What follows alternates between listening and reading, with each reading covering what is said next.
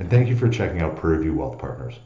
I pray that as you maneuver our website, you're able to see exactly what it is that makes us unique in the financial planning industry. Today, we're going to talk about the 5 things that you should consider when you're in retirement. I'd like to utilize a story to help us understand it. Maybe you'll see yourself in the story. Hopefully you do. What we find is that many of our clients have a similar path. And we're going to use 2 fictional characters, Tom and Sue, to kind of explain what it is that we're talking about. So, like many of our clients, Tom and Sue, when they got to their mid-60s, retired. Tom had been a professional for most of his career, and Sue, in the early part of their marriage, raised their children, and then when the children were out of the house, went on to find a career of her own. In their retirement, they were hopeful that they'd be able to spend time with grandchildren. They're hopeful that they'd be able to do some traveling. Sue's a gardener, and Tom loves to golf. For them, as they looked at making that retirement transition, there were a lot of question marks that they had. They were asking themselves, will we have enough? Are we going to run out? What's going to happen with our health? How should we choose Social Security? Now that we're at retirement age, what should happen with all of our money? Should we change the way we have our money invested? Do we need all the insurance policies we have? And what does our estate plan look like? They had a lot of those questions, and so we sat down and we spent a lot of time at that transition point making adjustments. Now what they found is that 10 or 15 years into retirement, when they go to being into their mid to late 70s, sometimes even in their early 70s, they start to realize that their perception starts to shift. And that's really the first thing that we like to talk about, is should your perception start to change? Let me explain what I mean by that.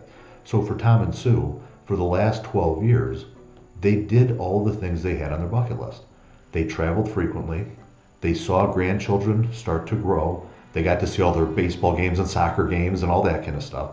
They're even able to take their family on a vacation.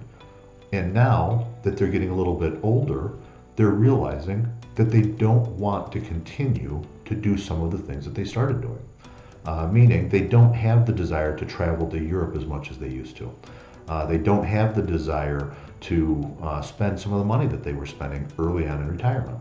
So now they're realizing that they're comfortable with the money that they have, and they realize they're not going to spend it all. The money that they would have had that they were afraid they were going to run out has now all of a sudden turned into an issue of abundance. They know that they have enough. They know they're not going to run out. I mean, we never know the future, but for the most part, they're feeling comfortable that they're going to be okay. So now they start thinking about all this money that they have and thinking about how can we use that to pass it on. That's a shift. That's a change in their perception, a change in what they were thinking. And so for them, and for you potentially, it might change the way that you use your strategy. What do we do? What do we invest in? How do we invest? The idea of conserving and not running out is much different than the idea of abundance and how do I bless others with the dollars that I have. So number one, consider should you be changing your perception or your perspective on money. The second one is Tom and Sue found that as they were living in retirement, their values of being charitable didn't change. They still felt like it was important for them to give money to their church and to other charities. Now, what happens is a couple of years ago, there was some tax law changes that allowed for them to give directly out of their IRA. Let it go directly from the IRA to charity.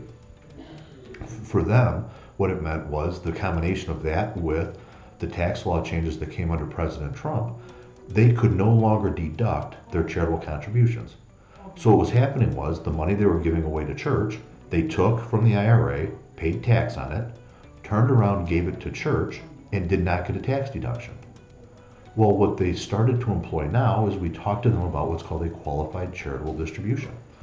What that does is it says, don't give me the money and have me pay tax on it just to turn around and give it to church.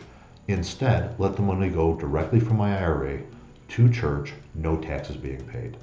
Which is the second thing for you to consider. If you find yourself in a place where your values of being charitable haven't changed, you still continue to give to your church, you should be thinking about, are we doing this in the most efficient way? Or would something like a qualified charitable distribution benefit not only us, but also the charities that we love? The third thing that they start to notice is that as they get older and as their income needs start to change, they change their strategies a little bit. Let me show what I mean by that. Decisions that we make around pensions and Social Security and those types of things, those we can't change. However, the income plan that we mapped out when they first retired looks different today. Their desires and the things that they want to spend money on look different today. And so now we modify that income strategy to maybe take advantage of things that they couldn't before.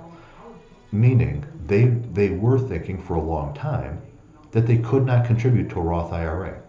And that's very true. They couldn't contribute to it because they were no longer working. But what they could do is they could convert to a Roth IRA. Meaning they could take some money out of their traditional IRA and convert it to a Roth, which would give them the ability to pay tax today in a lower bracket, let it grow tax-free, and potentially pass that on to kids, all tax-free.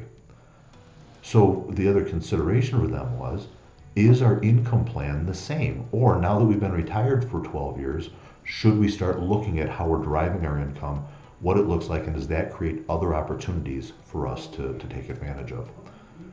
The fourth thing is, are we being the most tax efficient that we can be? Now this looks very similar to our income plan, but beyond that, what do the taxes look like once we pass away? Recognizing that we're probably not going to spend all this money means that how we can look at it from a perspective of how can we leave this to our children or even our grandchildren in the most tax efficient way possible, while also keeping in consideration our own personal tax situation. And then lastly, because of all of the changes that took place when they first retired, Tom and Sue are now sitting there 12 years into retirement realizing that they did a lot of planning and a lot of changing then, but some of their stuff hasn't kept pace, namely their estate planning. You know, they sat down and realized at that point in time that if something happens to us, we have to take care of all of our affairs. However, 12 years later, they have grandchildren they didn't have that 12 years ago. They actually have great-grandchildren, and their desires have changed. They now are looking at how do we fund money for our grandchildren and our great-grandchildren, because our kids have grown enough in their career that they're financially successful. They don't necessarily need our money, but our money could be used for so many other things. So how can we maybe give money to charity? How can we leave money to grandchildren? Our estate planning has started to change a little bit. And so now is a perfect time for them to sit down and just reevaluate all of those things. So the fifth consideration is my estate plan still what I want it to be? Is the money still going where I want it to go? So I don't know if you hear yourself or see yourself in Tom and Shu's role at all or in their story.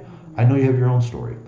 And I know that in your story, there are probably things that you should be thinking about as you look at, now I'm in retirement, how do I need to make adjustments and change to continue to be wise with my money?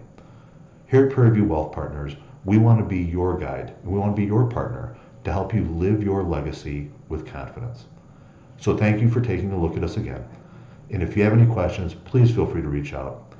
info@pv-wp.com is our email address, or call us at 708-326-4750. Thank you again, and be well.